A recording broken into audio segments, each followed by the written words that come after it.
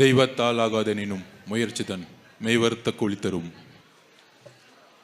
தமிழக வெற்றி கழகத்தின் மாவட்ட செயலாளர், செயல்வீரர், கழக தோழர் அவர்களுக்கு என்னுடைய வணக்கத்தை தெரிவித்து, நமது கழகத்தை சார்ந்த திரு பாபுஜி கௌதம் அவர்களே, திரு சினோரா PS அசோக் அவர்களே, திரு ஜெகதீஷ் பாண்டியன் அவர்களே, மாநில செய்தி தொடர்பாளர் திரு அமலன் சாம்ராஜ் அவர்களே, திரு அண்ணன் திரு JCD பிரபாகரன் அவர்களே, அண்ணன் திரு புரசை VS பாபு அவர்களே, சென்னை மத்திய மாவட்ட செயலாளர், இந்த குறுகிய காலகட்டத்தில் ஒரு 2 நாள் தான் ஆச்சு, அதுக்குள்ள ஒட்டுமொத்த வில்லிவாக்கத்துடைய நிர்வாகிகளை ஒருங்கிணைத்து இந்த கூட்டத்தை சிறப்பாக நடத்தி கொண்டிருக்கின்ற நம்மளுடைய மாவட்ட செயலாளர் அண்ணன் பூக்கொடை திரு குமார் அண்ணன் அவர்களே, கழக துணை பொதுச் செயலாளர் திரு ராஜ்மோகன் அவர்களே, சகோதரர் இணை பொதுச் செயலாளர் திரு CTR நிர்மல்குமார் அவர்களே, கழக நிர்வாக குழு தலைமை ஒருங்கிணைப்பாளர், எங்களுக்கெல்லாம் எப்பொழுதும் அறிவுரை மற்றும் வழிகாட்டியாக இருக்கக்கூடிய அண்ணன் KA செங்கோட்டையன் அவர்களே, கழக பொதுச் செயலாளர் அண்ணன் என்ற உரிமையுடன் எப்பொழுதும் நான் அவர் அழைக்கும் பொழுதெல்லாம் எந்த பணியையும் உடனே முடிவெடுத்து அதை செயல்படுத்தக்கூடிய வல்லமை கொண்ட நம்மளுடைய பொதுச் செயலாளர் திரு அண்ணன் ஆனந்தன் அவர்களே,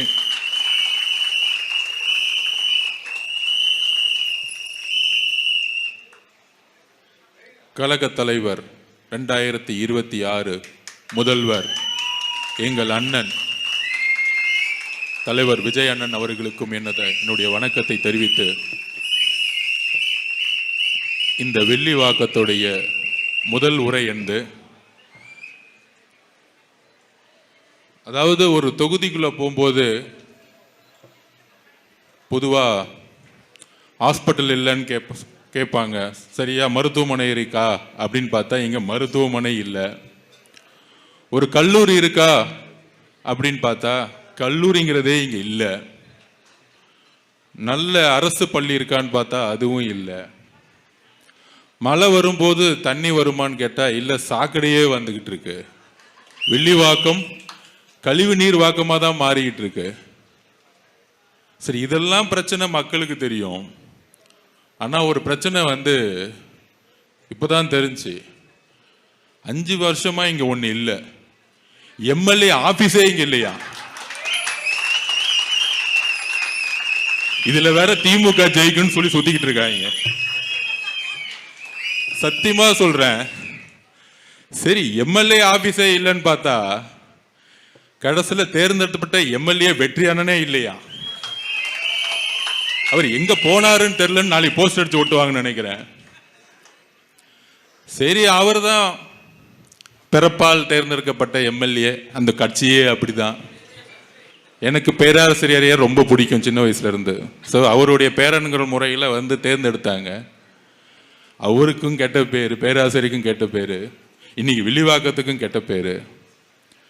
சரி, கடைசியில் MLA தான் இல்லைன்னு பார்த்தா திமுகங்கிற கட்சியும் இல்லை வில்லிவாக்கத்தில். சரி, MLA அழுவும் இல்லை, MLAவும் இல்லை, திமுக கட்சியும் இல்லை. சரி, ஓகே, திமுக தான் இல்லைன்னு நினைச்சிட்டு நம்ம பாபு அண்ணன்ட்ட, அண்ணா இந்த அதிமுகன்னு ஒன்று இருக்குமே, அது எங்கன்னு கேட்டேன். அண்ணா அதை பேக்கேஜ் பண்ணி டெல்லிக்கு போய் ரொம்ப நாள் ஆச்சுண்ணே. எல்லாம் பேக்கேஜாவே போயிட்டு இருக்கு கட்சியெல்லாம். இப்ப சரி விட்டுருங்கண்ணே, அவங்க டெல்லியிலே இருக்கட்டும், நம்ம வில்லிவாக்கத்திலிருந்து மக்களுக்கு சேவை செய்ய ஆரம்பிப்போம். அப்ப திமுகவும் இல்லை அதிமுகவும் இல்லைன்னா இங்க யாரு இருக்கா சொல்லுங்க? TVK.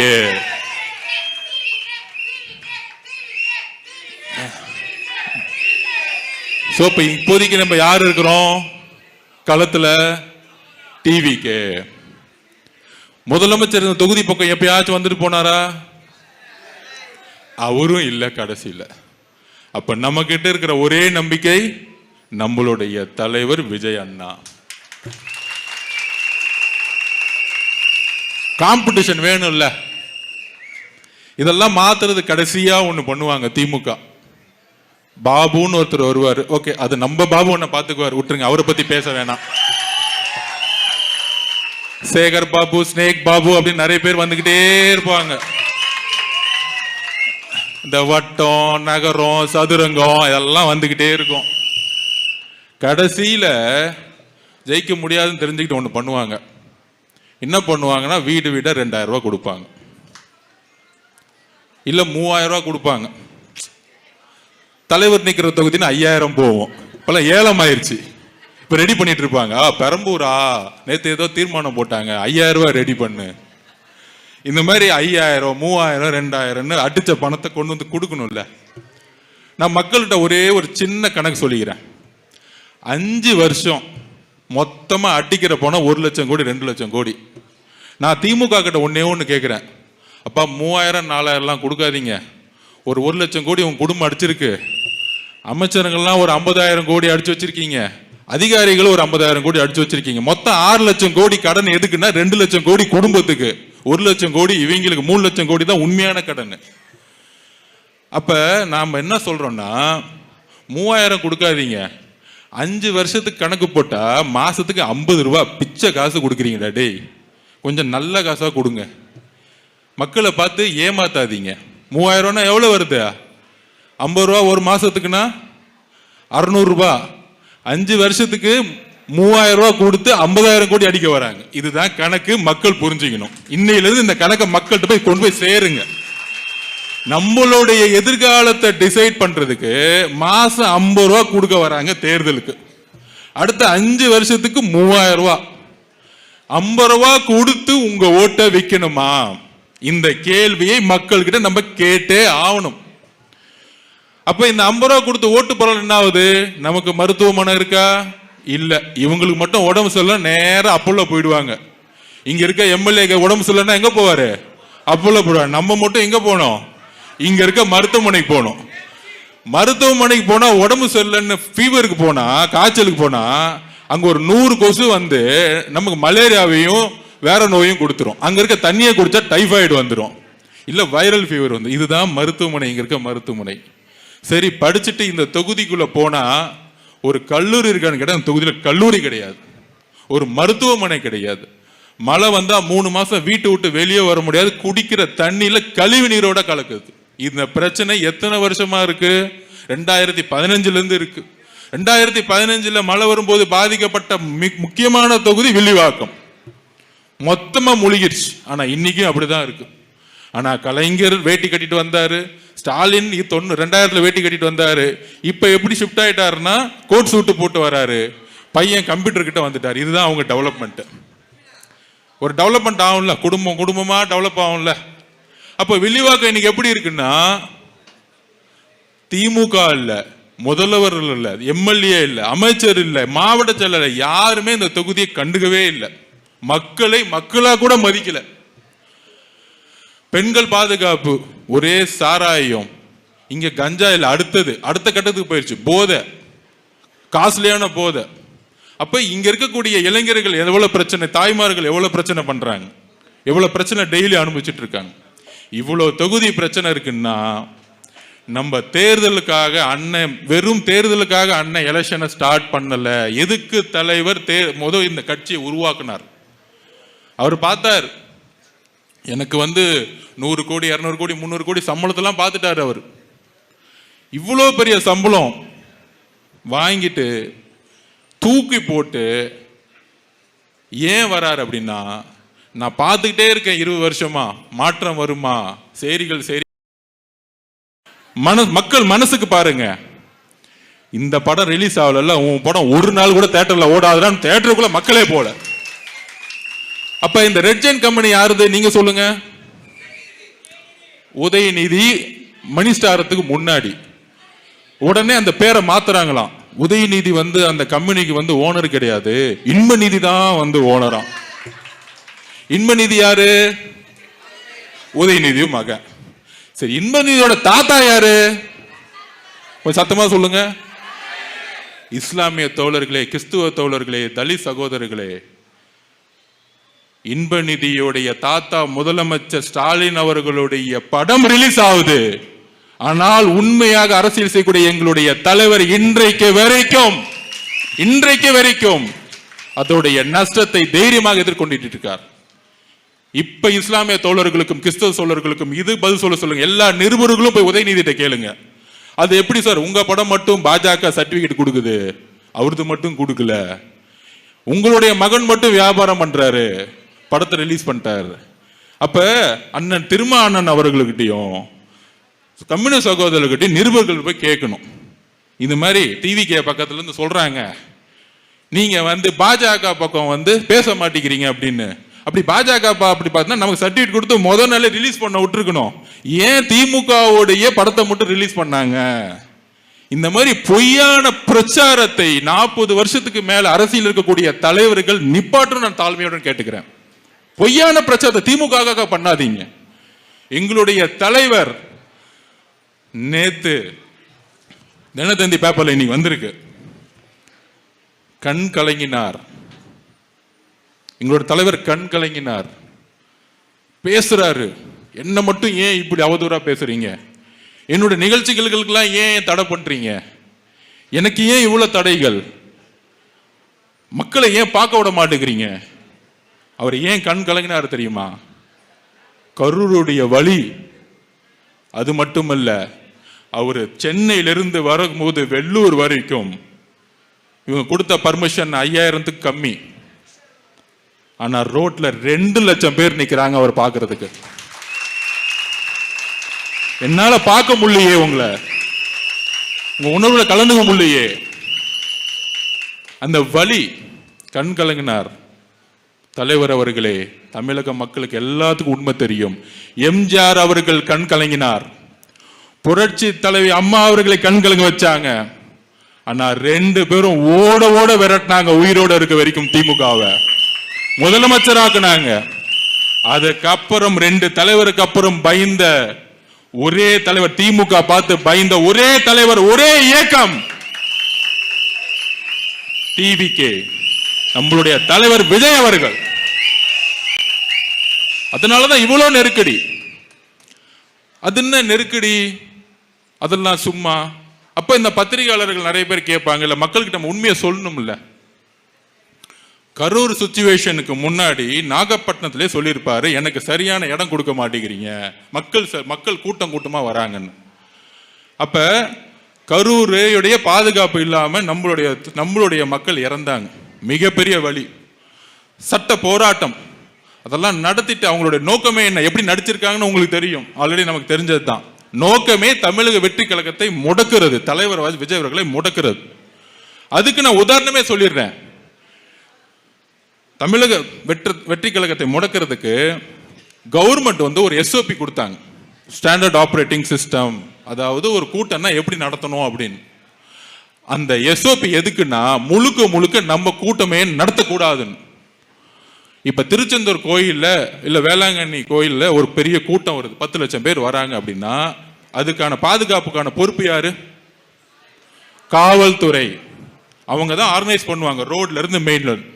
அப்படி நம்ம தலைவர் வரும் பொழுது நம்ம எந்த கூட்டத்தையும் கூட்டுறதே கிடையாது, இன்க்ளூடிங் பொதுச்செயலாளர். நம்ம போய் வண்டி எடுத்துட்டு லாரியா இவங்கள மாதிரி கவர்மெண்ட் பஸ்ல போய் கூட்டிட்டு வரலாம் நம்ம வேலை கிடையாது. அப்ப என்ன பண்றோம்? 10,000 பேர் பர்மிஷன் வாங்கினா 1 லட்சம் பேர் வராங்க. 1 லட்சம் பேர் பர்மிஷன் வாங்கினா 5 லட்சம் பேர் வராங்க. மதுரையில் மாநாடு நடத்தினா 15 லட்சம் பேர் வராங்க. அப்ப இதுக்கான ஒரு பாதுகாப்பை நம்ம கட்சியோட சேர்ந்து காவல்துறை கொடுக்கணும். ஆனா இவங்க என்ன பண்றாங்கன்னா காவல்துறை வர மாதிரி அமைதியா போயிடுவாங்க.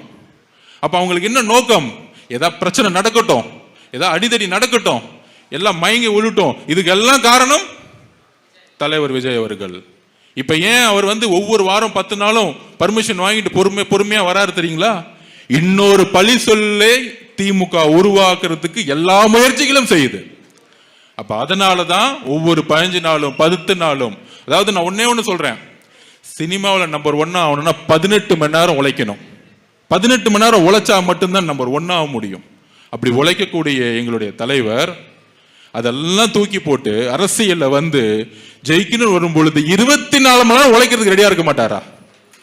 என்ன ஒரு அவதூறு அவரை பார்த்து. வரமாட்டேங்கிறாரு. உங்களுக்கு புரியுதா? போலீஸ் பர்மிஷன் கொடுக்க மாட்டாங்க, ஆனா வீட்டை விட்டு வரமாட்டாருன்னு இவங்களே பிரச்சாரத்தை உருவாக்குறது. இதுதான் அவதூறு. அப்ப மக்களுடைய பாதுகாப்புக்கு நம்ம கரெக்டா போலீஸ் பர்மிஷன் வாங்கி கடைசியில் என்ன பண்ணிட்டோம்? ஒரு ஷெட்டை போட்டு வெறும் 4900 பேர். ஏன் பர்மிஷன் வாங்குறோம்னா அந்த எஸ்ஓபியை ஸ்டே ஆர்டர் கேட்டிருக்கோம் ஹைகோர்ட்ல. அந்த எஸ்ஓபி படி நம்ம போனா பழி நம்ம மேல போட்டுருவாங்க. இப்ப இன்னைக்கு அந்த மாதிரி நிர்வாகிகள் கூட்டம் போட்டு மக்கள்ல வந்து பார்க்க முடியாத அளவுக்கு இன்னைக்கு காவல்துறை அப்படி ஒரு விஷயத்தை யாரு உருவாக்குறா? காவல்துறை மேல தப்பு கிடையாது. முதலமைச்சரா இருக்கக்கூடிய உள்துறை அமைச்சராக இருக்கக்கூடிய மு.க. ஸ்டாலின் அவர்கள் அப்படி நினைக்கிறாங்க. மு.க. ஸ்டாலின் ஏன் அப்படி நினைக்கணும்? ஏன்னா தன்னுடைய மகனுக்கு அடுத்த பட்டாபிஷேகம் பண்ணணும்னா இது குறுக்க நிக்கிறது யாரு? நாளை உதயநிதி அவர்கள் முதலமைச்சர் குறுக்க நிக்கிறது யாரு?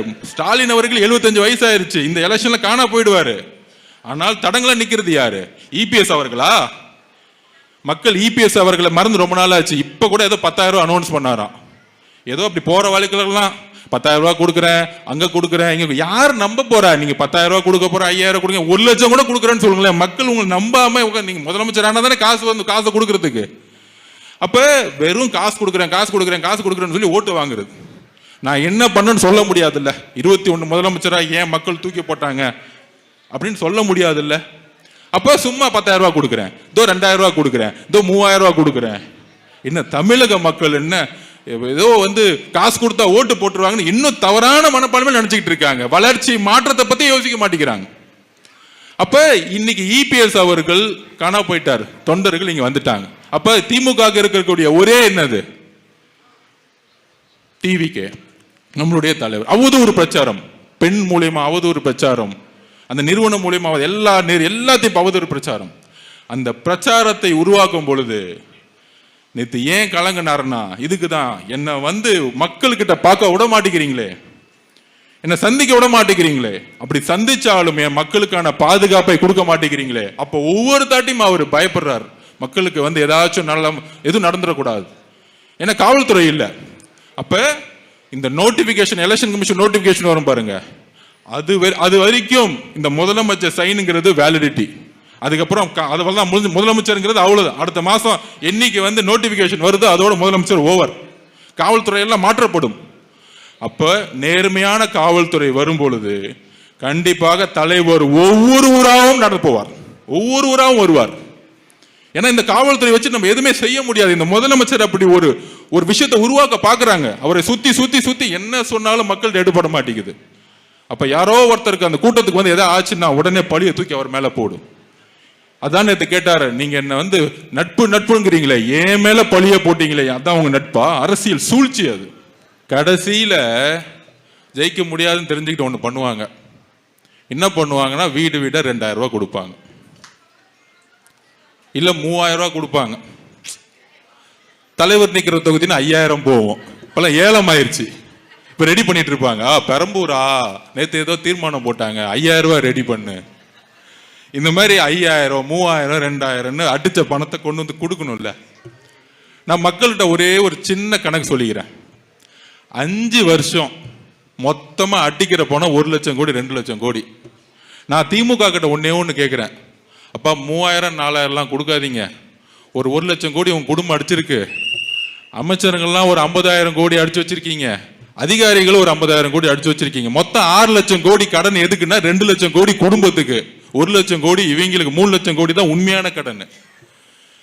அப்ப நாம என்ன சொல்றோம்னா 3,000 கொடுக்காதீங்க, 5 வருஷத்துக்கு கணக்கு போட்டா மாசத்துக்கு 50 ரூபாய் பிச்சை காசு கொடுக்குறீங்களா? டேய் கொஞ்சம் நல்ல காசா கொடுங்க. மக்களை பார்த்து ஏமாத்தாதீங்க. 3,000 ரூபாய்னா எவ்வளவு வருது? 50 ரூபா ஒரு மாசத்துக்குன்னா 600 ரூபாய். 5 வருஷத்துக்கு 3,000 ரூபாய் கொடுத்து 50,000 கோடி அடிக்க வராங்க. இதுதான் கணக்கு. மக்கள் புரிஞ்சுக்கணும். இன்னையில இருந்து இந்த கணக்கை மக்கள்கிட்ட போய் கொண்டு போய் சேருங்க. நம்மளுடைய எதிர்காலத்தை டிசைட் பண்றதுக்கு மாசம் 50 ரூபாய் கொடுக்க வராங்க தேர்தலுக்கு. அடுத்த 5 வருஷத்துக்கு 3000 ரூபாய். 50 ரூபாய் கொடுத்து உங்க ஓட்டை விற்கணுமா? இந்த கேள்வியை மக்கள் கிட்ட நம்ம கேட்டே ஆகணும். அப்ப இந்த 50 ரூபாய் கொடுத்து ஓட்டு போறோம், என்ன ஆகுது? நமக்கு மருத்துவமனை இருக்கா? இல்ல. இவங்களுக்கு மட்டும் உடம்பு சரியில்லை, நேரம் அப்போலோ போயிடுவாங்க. இங்க இருக்க எம்எல்ஏ உடம்பு சரியில்லைன்னா எங்க போவாரு? அப்போலோ போடுவாங்க. நம்ம மட்டும் எங்க போனோம்? இங்க இருக்க மருத்துவமனைக்கு போனோம். மருத்துவமனைக்கு போனா உடம்பு சரியில்லைன்னு ஃபீவருக்கு போனா, காய்ச்சலுக்கு போனா, அங்க ஒரு 100 கொசு வந்து நமக்கு மலேரியாவையும் வேற நோயும் கொடுத்துரும். அங்க இருக்க தண்ணியை குடிச்சா டைஃபாய்டு வந்துடும், இல்ல வைரல் ஃபீவர் வந்து. இதுதான் மருத்துவமனை, இங்க இருக்க மருத்துவமனை. சரி, படிச்சுட்டு இந்த தொகுதிக்குள்ள போனா ஒரு கல்லூரி இருக்கான்னு கேட்டா அந்த தொகுதியில கல்லூரி கிடையாது, ஒரு மருத்துவமனை கிடையாது. மழை வந்தா 3 மாசம் வீட்டை விட்டு வெளியே வர முடியாது, குடிக்கிற தண்ணியில கழிவு நீரோட கலக்குது. இந்த பிரச்சனை எத்தனை வருஷமா இருக்கு? 2015 இருந்து இருக்கு. 2015 மழை வரும்போது பாதிக்கப்பட்ட முக்கியமான தொகுதி வில்லிவாக்கம், மொத்தமா முழுகிருச்சு. ஆனா இன்னைக்கும் அப்படிதான் இருக்கு. ஆனா கலைஞர் வேட்டி கட்டிட்டு வந்தாரு, ஸ்டாலின் 2000 வேட்டி கட்டிட்டு வந்தாரு. இப்ப எப்படி ஷிஃப்ட் ஆயிட்டாருன்னா கோட் சூட்டு போட்டு வராரு, பையன் கம்ப்யூட்டர் கிட்ட வந்துட்டாரு. இதுதான் அவங்க டெவலப்மெண்ட். ஒரு டெவலப்மெண்ட் ஆகும்ல, குடும்பமா டெவலப் ஆகும்ல. அப்ப வில்லிவாக்கம் இன்னைக்கு எப்படி இருக்குன்னா, திமுக இல்ல, முதல்வர் இல்ல, எம்எல்ஏ இல்ல, அமைச்சர் இல்ல, மாவட்ட செயலர் யாருமே இந்த தொகுதியை கண்டுக்கவே இல்லை. மக்களை மக்களா கூட மதிக்கல. பெண்கள் பாதுகாப்பு, ஒரே சாராயம், இங்க கஞ்சா இல்ல, அடுத்த கட்டத்துக்கு போயிடுச்சு போதை, காஸ்ட்லியான போதை. அப்ப இங்க இருக்கக்கூடிய இளைஞர்கள் எவ்வளவு பிரச்சனை, தாய்மார்கள் எவ்வளவு பிரச்சனை பண்றாங்க, எவ்வளவு பிரச்சனை டெய்லி அனுபவிச்சுட்டு இருக்காங்க. இவ்வளவு தொகுதி பிரச்சனை இருக்குன்னா, நம்ம தேர்தலுக்காக அண்ணன், வெறும் தேர்தலுக்காக அண்ணன் எலெக்ஷனை ஸ்டார்ட் பண்ணல. எதுக்கு தலைவர் முதல் இந்த கட்சியை உருவாக்குனார்?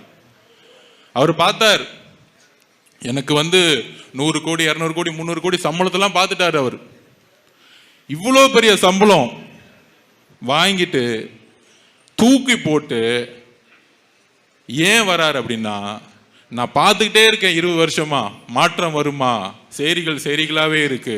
நான் ரோட்ல போகும்போது நாடாவே இருக்கு, மருத்துவமனை சரியில்லை, ஸ்கூல் சரியில்லை, பெண்கள் பாதுகாப்பு சரியில்லை.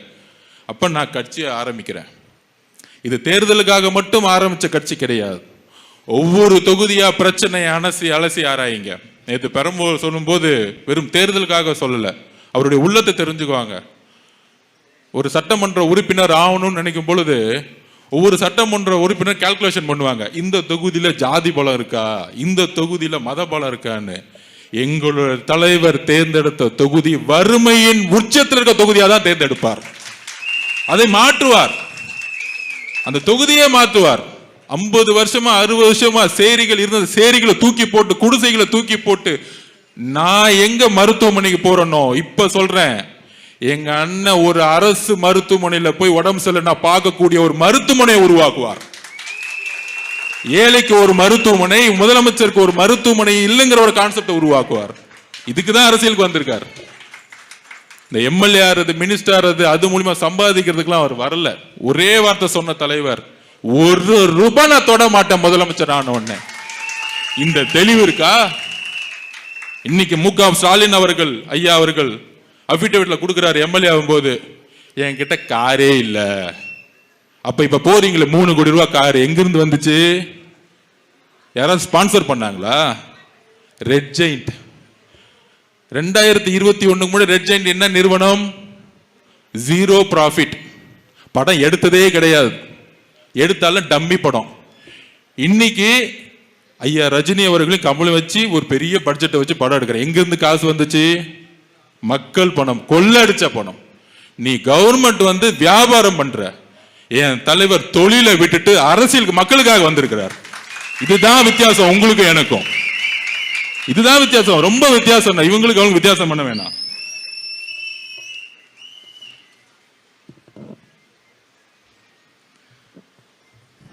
இன்னைக்கு நமக்கெல்லாம் தெரியும், புரட்சி தலைவி அம்மாவோட பிறந்த நாள். அந்த அம்மா இருக்கிற வரைக்கும் 2014 எதிர்த்து நின்னாங்க, லேதியா மோதியா அப்படின்னு. ஒன்றிய அரசு பாஜக இங்க வர முடியல. 16 தனியா நின்று காமிச்சாங்க, நான் எதிர்த்து நிக்கிறேன் அப்படின்னு. புரட்சி தலைவர் எம்ஜிஆர் அவர்கள் அதிமுகவை உருவாக்கும் பொழுது தீய சக்தியை தூக்கி எறியணும், இந்த ஊழல் குடும்பத்தை தூக்கி எறியணும் உருவாக்குனார். அதை வழிமொழிந்து கடைசி வரைக்கும் தன்னுடைய உயிரை பிடிச்சி வச்சு ஜெயிச்சு காமிச்சாங்க. ஆனால் நம்ம பார்த்து கேட்குறாங்க, இவங்க நம்ம தலைவர் ஏன் அதிமுகவை திட்டமாட்டிக்கிறாரு? ஒட்டுமொத்த அதிமுகவும் டிவிக்கு வந்து ரொம்ப நாள் ஆச்சுப்பா, அங்க இருக்கிறதே ஒரு 10 பேர், அதுவும் அவங்க டெல்லி போயிட்டாங்க. உண்மையான அதிமுக இங்க இருக்கு. அண்ணன் செங்கோட்டையன் அண்ணன், ஜெயசிடி பிரபாகரன் அண்ணன், BS பாபு அண்ணன், உண்மையான இப்ப கூட சேர்ந்தாரு ஸ்பீக்கர் தனபாலனுடைய மகன், எங்கிருந்து வந்தார்? ஏன் வந்து பேச மாட்டேங்கிறோம்னா இதுதான் அரசியல் ரீதியான கருத்து. திமுகவுடைய தீய சக்தி எதுக்குறதுக்கு ஒரு வலிமையான தலைவர், நம்ம தலைவர் அதிமுக உணர்ந்ததுனால இங்க வந்து ஷிஃப்ட் ஆகி ரொம்ப நாள் ஆச்சு. அப்ப புரட்சி தலைவர் அம்மா அவர்களையும் புரட்சி தலைவர் உருவாக்கின இயக்கமா இருக்கக்கூடிய தொண்டர்களையும் நாங்க ஏன் எதிர்க்கணும்? உடனே அடுத்த ஒரு கொஸ்டின் கேட்டாங்க, இவர் வந்து பாஜகவை எதிர்க்கவே மாட்டேங்கிறாரு, அவர் வந்து பேர் சொல்லவே யோசிக்க மாட்டேங்கிறாரு அப்படின்னு யார் சொல்றாங்கன்னா, முந்தா நேத்து கூட நம்ம கம்யூனிஸ்ட் தோழர் சண்முக அண்ணன் சொல்றாரு பேட்டியில. அப்புறம் இன்னொருத்தர் சொல்றாரு, நம்மளுடைய அண்ணன் திருமா அண்ணா சொல்றாரு, இவரெல்லாம் கொஞ்சம் பயப்படுறாரு. நான் கூட்டணி கட்சி பார்த்து தைரியம் இருந்தா ஒரே ஒரு கேள்வி கேட்க, அது பதில் சொல்லுங்க. இங்க இருக்க ஊடகத்தை பார்த்தும் ஊடகத்தில் இருக்க நிருபர்களும் இந்த கொஸ்டின் கேளுங்க. உங்களை பார்த்து அந்த கொஸ்டின் கேள்வி நீங்களே பதில் சொல்லுங்க. எங்களுடைய தலைவர் 3ஆம் ஆண்டுல இந்த மூவி ஜனநாயகன் மூவி ரிலீஸ் பண்ணப்படல. ஜனநாயகன் மூவியோட சர்டிபிகேட் யாருக்கிட்ட இருக்கு? பர்மிஷன் நீங்க சொல்லுங்க. ஒன்றிய அரசு கிட்ட இருக்கு. 3ஆம் என்ன சொன்னாரு?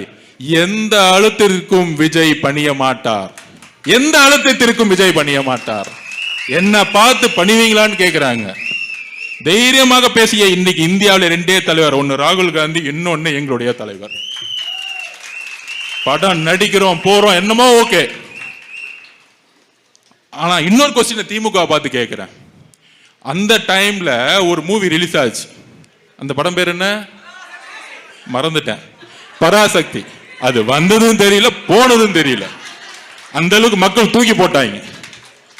உருட்டலான்னு நினைச்சாங்க அந்த படத்தை வச்சு ஓட்டு வாங்கிடலான்னு. அப்ப இந்த அரசை எதுக்காக மாத்தணும்? இப்போதைக்கு ஒரு சாம்பிள் சொல்லிடுறேன். நம்ம நிர்மல்குமார் பிரதர் சொன்னார், KN நேரு அவர்களுடைய ஒரு துறை எடுத்துக்குவோம், ஹைகோர்ட்ல தாக்கல் பண்ணியிருக்கிறாங்க. ஒரு துறையில ஒரு 10 ரூபாயை அமைச்சு 70 கோடி 90 கோடி 100 கோடின்னு டிரான்சாக்ஷன் பண்ணியிருக்காங்க, அதில் அரசு அதிகாரிகளும் உள்பட. அப்ப இந்த அரசு ஒரே ஒரு வேலை வாய்ப்புல, செந்தில் பாலாஜி ஆல்ரெடி வேலை வாய்ப்புல பல மோசடி பண்ணி ஜெயிலுக்கு போயிட்டு வந்து உள்ள வந்திருக்கு. இவருடைய துறையில பல்வேறு வெறும் ஒரு வேலைக்கு 25 லட்சம் 30 லட்சம் 50 லட்சம் பண்ணியே 1200 கோடி 1300 கோடி ஊழல்னா மித்த 32 டிபார்ட்மெண்ட் ஊழலுடைய கணக்கு எவ்வளவு பெருசா இருக்கும்? அப்ப இதை மாற்றம்னா நம்ம ஒரே ஒரு முடிவு எடுக்கணும். ஒரு தொகுதியில தலைவர் அவர்கள் யார வேணா வேட்பாளரா சொல்லட்டும், யார வேணா வேட்பாளர் சொல்லட்டும், ஆனா நம்மளை பொறுத்த வரைக்கும் அந்த தொகுதியோட வேட்பாளர் நம்மளுடைய தலைவர் அவர்கள் விஜய் அவர்கள். நமக்குள்ள 1000 பிரச்சனை இருக்கலாம், அண்ணன் நம்ம மாவட்ட செயலரோட உங்களுக்கு கருத்து முரண்பாடு இருக்கலாம், இல்ல பகுதியோட கருத்து முரண்பாடு இருக்கலாம், வார்டோட கருத்து முரண்பாடு இருக்கலாம். ஆனால் ஒரு எம்எல்ஏங்கிறது முக்கியமான ஒரு உருவாக்கம் எதுக்கு தெரியுமா? நம்மளுடைய தலைவர் முதலமைச்சர் ஆகணும்னா நமக்கு 117 எம்எல்ஏக்கள் வேண்டும், குறைந்தபட்சம் மெஜாரிட்டியை தாண்டணும். அவருடைய கனவுகள், அவருடைய அட்மினிஸ்ட்ரேஷன்ஸ் சிறப்பா செயல்படணும்னா நமக்கு 140 எம்எல்ஏ குறைந்தபட்சம் இருக்கணும். மக்கள் தயாராயிட்டாங்க. நம்ம நிர்மல் சொன்ன மாதிரி 40% மக்கள் வந்து ஓட்டு போட தயாராயிட்டாங்க. ஒவ்வொரு வீட்லையும் 2 பேர். நான் சிம்பிளா ஒரு கால்குலேஷன் சொல்றேன். நேற்று கிட்டத்தட்ட ஓட்டர் ரிலீஸ் ஆயிருச்சு. மினிமம் 50%, 45% இருந்து 50% 40 வயசு கீழே இருப்பாங்க நம்மளுடைய ஓட்டர் லிஸ்ட்ல. அதுல நமக்கு ஒரு 60% விழுந்தாலே நீங்களே கால்குலேட் பண்ணி பார்த்துக்கோங்க. Simple calculation. இவங்கெல்லாம் வந்து காசு கொடுத்தா ஓட்டு போடுவான்னு நினைக்கிறீங்களா? காசை வாங்கிக்குவாங்க, ரீசார்ஜ் பண்ணாததும் காசு வாங்கி, எல்லாம் திருடின காசு தானே, எல்லாம் வாங்கிக்குவாங்க. ஆனால் அங்க போகும்பொழுது பட்டனை பிரஸ் பண்ணும்போது ஃபர்ஸ்ட் தேர்றது விசில், இன்னொன்னு விஜய் அண்ணா. அவ்வளவுதான். அப்ப மக்கள் தயாராயிட்டாங்க. நேத்து பெரம்பூர்ல ஆரம்பிச்சோம், இன்னைக்கு வி ஃபார் விஜய் அண்ணா, இன்னுமேட்டு வில்லிவாக்கம் விஜய் அண்ணா மாற போகுது. நீங்க எல்லாம் வேலை செய்ய ரெடி ஆகுங்க, உங்களோட நாங்க வரப்போறோம். நான் முதற்கொண்டு எல்லாரும் உங்களோட போவோம், ஒவ்வொரு வீடா போவோம். எம்எல்ஏ காணா போயிட்டாரு, கட்சி காணா போயிருச்சு, வெற்றி அண்ணன் காணா போயிட்டாரு, அதெல்லாம் விட்டுருங்க, 5 வருஷம் முடிஞ்சு போச்சு, அவர் பாட்டி ரெஸ்ட் எடுக்கட்டும். நம்ம வீடு வீடா போவோம், வாக்குறுதி கொடுப்போம், தலைவர் சொல்ற வாக்குறுதி கொடுப்போம், நம்மளே மக்கள் நம்புவார்கள். எத்தனை வருஷமா ஏமாந்துட்டு இருக்காங்க, 25-30 வருஷமா ஏமாந்துகிட்டே இருக்கிறாங்க. அப்ப மாற்றம் வேணும்னா ஒரு புது சக்தியை மக்கள் நம்புவாங்க. அப்படி ரோட்ல நடந்து வரும்போது எல்லாரும் சந்தோஷமா தேடி வராங்க. பொதுவா நான் வரும்போது டிராபிக் ஜாம் ஆயிடுச்சு. நான் சொன்னேன் அண்ணன்ட்ட, அண்ணே இந்த வெடி வைக்கிறது, இந்த ஆர்ப்பாட்டம்லாம் வேண்டாம், இந்த திமுக கல்ச்சரே வேணாம், காரெல்லாம் தூக்கி போட்டு நடந்து போவனே வேணாம், இதெல்லாம் வேணான்னு முதல்ல இன்னைக்கே சொல்லிட்டேன். இந்த ஆடம்பரம் பேனர் அடிக்கிறதுலாம் வேண்டாம், நம்ம பாட்டுக்கு நடந்து போய்கிட்டே இருப்போம், மக்கள்கிட்ட என்ன பிரச்சனையோ கேட்போம், என்ன முடியுதோ நம்ம செஞ்சு கொடுப்போம். அப்படி ஒரு எளிமையை தான் நம்ம தலைவர் ஃபாலோ பண்றாரு, நம்மளும் அப்படிதான் ஃபாலோ பண்றோம். ஆனா அந்த டிராபிக்கில் வரும்போது நிறைய பேர் டிராபிக் இருந்துச்சுன்னா கோவப்படுவாங்க, ஆனா எல்லாரும் காரை விட்டு பைக்கை விட்டு கையை காமிச்சு ஓடி வர்றாங்க. இதுதான் தமிழக வெற்றி கழகம். இந்த அன்பு தான் மக்கள்கிட்ட பாக்குறேன், இதுதான் பெரிய அதிசயமா இருக்கு நமக்கு. அதாவது இதெல்லாம் உருவாக்கிட்டு முதலமைச்சர் பார்த்தா ஒரு சாஃப்டா இருப்பார், நம்மளை திட்டமாட்டார், நம்ம அண்ணனை திட்டமாட்டார், பேச மாட்டார். ஆனால் எல்லா வேலையும் செய்யறது திரு மு.க. ஸ்டாலின் ஐயா அவர்கள் தான். இந்த அமைதி படத்துல சத்யராஜ் இருப்பார் பாருங்க, பக்கத்துல மணின்னு ஒரு கேரக்டர் வச்சுக்குவார், அதுதான் ஒரு புள்ள. என்ன எப்ப பார்த்தாலும் கூட்டம் வந்துகிட்டே இருக்கு, போடு கரூர் மாதிரி ஒரு பிரச்சனையை போடு, அந்த எஸ்பியை கூப்பிடு, வெளியே வர விடாத மாதிரி நிப்பாட்டு, பொதுச் செயலாளர் போய் ஒரு அப்ளிகேஷன் கொடுத்தா கதற விடு, 30 நாள் அப்படி பர்மிஷன் கொடுக்கவே கொடுக்காத. ஆனா தன்னுடைய மர்மம் கம்பெனி வச்சுக்கிட்டு விஜய் அவர்கள் வீட்டை விட்டு வரல, விஜய் அவர்கள் வீட்டை விட்டு வரல, ஒரு பிரச்சாரத்தை உருவாக்கும். நேத்து ஏன் கண் கலங்கினாரு, இதுக்குதான். அவர் ஏதோ அமைதியா இருக்கிற மாதிரியும் நல்லவர் மாதிரியும், இந்த அமைதி படத்துல இருக்க சத்யராஜ் கேரக்டர் தான் அவரு, அமைதியா இருப்பாரு, எலெக்ஷன் வரும்போது பத்த விடுறான்னு சொல்லுவார் பாருங்க, அதுதான் அவங்க. அப்ப எல்லா தவறையும் செய்யக்கூடியது முதலமைச்சர் மு.க. ஸ்டாலின் அவர்களும் ஒரு குடும்பமும். இதை நம்ம புரிஞ்சுக்கணும்.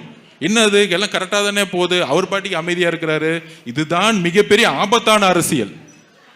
பிஜேபி கூட அதிமுக சேர்ந்துச்சு, நம்ம அதிமுக திட்டிட்டு இருப்போம், ஆனா திமுக எதிர்க்கிற மாதிரி எதிர்த்து அவங்க படத்தை மட்டும் ரிலீஸ் பண்ணுவாங்க. இப்ப தெரியுதா எவ்வளவு அதிமுக கூட உண்மையா போய் சேர்ந்துக்கிட்டு, ஆமா சேர்ந்துட்டேன் நீங்க மக்கள் ஓட்டு போடுங்கன்னு வந்து சொல்றாங்க. அங்கேயாச்சும் ஒரு உண்மை இருக்கு, இங்க உண்மையே கிடையாது.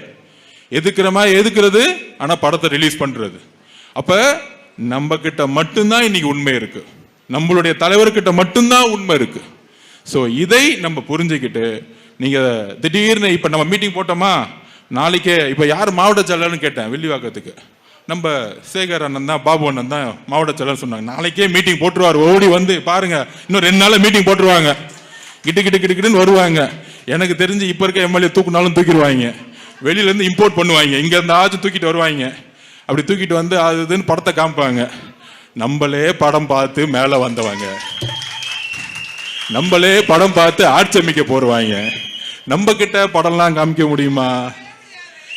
எங்க தலைவரே நடிகரா இருந்து அரசியல்வாதி ஆயிட்டாரு, எங்க தலைவர் நடிகரா இருந்து தலைவர் ஆயிட்டாரு, நீ தலைவர்ல இருந்து நடிகர் ஆயிட்டு இருக்க, அதுவும் லூஸ் மோகன் மாதிரி அப்பப்ப நடிச்சுக்கிட்டு இருக்க.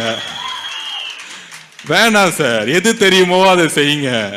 நடந்து வர்றது, தூக்குறது, டவலை தூக்குறது, பேண்ட மாத்துறது வேண்டாம், விட்டுருங்க. எங்க அண்ணனை பார்த்து செய்யாதீங்க. எங்க அண்ணனாச்சும் விசில் அடிப்பாருன்னு சொன்னாரு, அவரு இந்த ஒரு படத்துல வர மாதிரி விஜயாவே மாறிட்டாரு அவர். மு.க. ஸ்டாலின் ஐயா அவர்கள் வந்து பேண்ட்ல இருந்து ட்ரெஸ்ல இருந்து நடுவுல ஸ்டேஜ் போட்டு வாக் பண்றதுல இருந்து டவலை தூக்கி போடுறதுல இருந்து என்னென்னலாம் பண்றாங்களோ பண்ணி பாக்குறாங்க. ஆனா பசங்க மீம்ஸ் தான் போட்டுட்டு இருக்காங்க, ஒன்னும் கனெக்ட் ஆக மாட்டேங்குது, பெண்கள் கனெக்ட் ஆக மாட்டேங்கிறாங்க. நீங்க 5000 கொடு, 2000 கொடு, இல்ல 10,000 கொடு, எல்லாம் கொடு, எல்லாம் எண்டு தானே. திரு கலைஞர் அவர்கள் வந்து 50,000 கோடி ரூபாய் சொத்து சேர்த்து வச்சு ஏதோ வந்து மு.க. ஸ்டாலின் அவர்கள் வந்து தன்னுடைய சொத்தெல்லாம் வித்து அந்த பணத்தை அவங்களுக்கு கொடுக்குறாரு. ஏன் பணம், ஏன் உரிமை, நீ கொடுக்குறீங்க. ஆனா ஓட்டு எங்க அண்ணன் விஜய் அண்ணனுக்கு, அது தெளிவா இருக்கிறாங்க. நேத்து வேலூர்ல இருந்து வரார் அண்ணன். வரும்பொழுது கரெக்டா ஆம்பூர் என்ட்ரி. ஒரு 300 பேர், நான் தூரமா பாக்குறேன், கருப்பா ஒரே ஒரு கும்பலா நிக்கிறாங்க. என்னடா அது கருப்பா இருக்கு, ஏதாச்சும் கருப்பு கொடி காமிக்கிறாங்களா? நான் வேற பயந்துட்டேன். திமுக காரன் வேற ஒரு 200 பேரை வந்து கருப்பு கொடி காமிக்கிறாங்களான்னு நினைச்சேன்.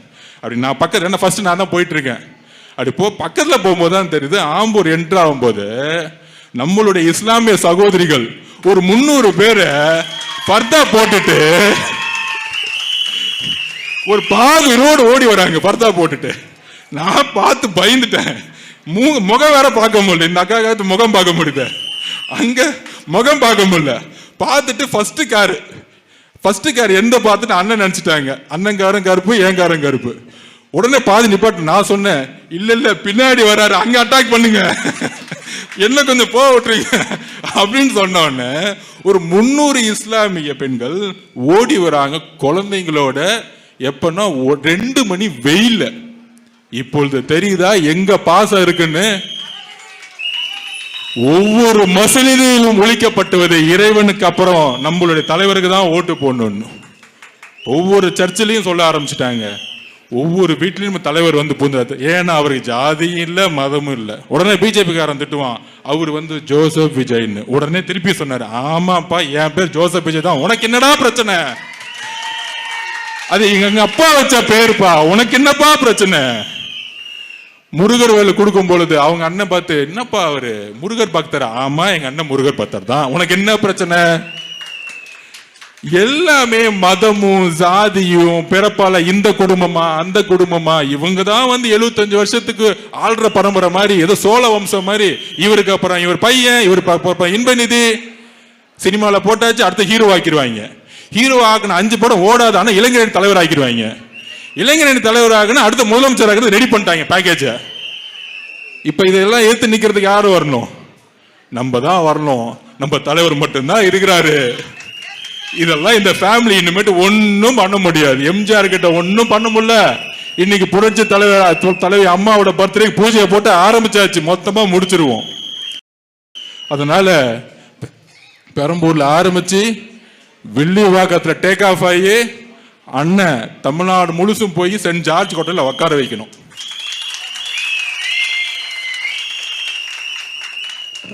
அவ்வளவுதான், வேற ஒன்னும் பண்ண வேணாம். இதுக்கு மேல நீங்க திமுகவை பாத்துக்குவாங்க. வீடு வீடா வந்தா ஒன்னும் பண்ணாதீங்க, கதவை மூடிருங்க, டம்முன்னு மூடிருங்க, பேசக்கூட வேணாம். ஏன்னா அந்த அளவு கூட ஒர்த்து கிடையாது. அப்படி பக்கத்துல வரும்போது ஒன்னே ஒண்ணு பண்ணுங்க, தலைவருடைய ஸ்டிக்கரை மேல வச்சுட்டு கதவை மூடிட்டு வெளியில இருந்து விசில் அடிங்க. ஏன்னா பேசினா ஏதாச்சும் பண்ணி விட்டுருவாங்க. ரவுடி பசங்க எல்லாம் ரவுடி பசங்க என்ன. அதனால கதவை மூடி டங்க எப்படி மூடுனா அரைஞ்ச மாதிரி மூடணும். அப்படி கதவை டம்முன்னு அடிக்கல, ஓங்கி ஒரு அரைஞ்ச மாதிரி இருக்கணும். 5 வருஷம் ஏன்டா வரல, 5 வருஷம் ஏன் வரல, 5 வருஷம் ஏன் வரல, 5 வருஷம் ஏன் வரல, இப்ப ஓட்டு கேட்க வரியா?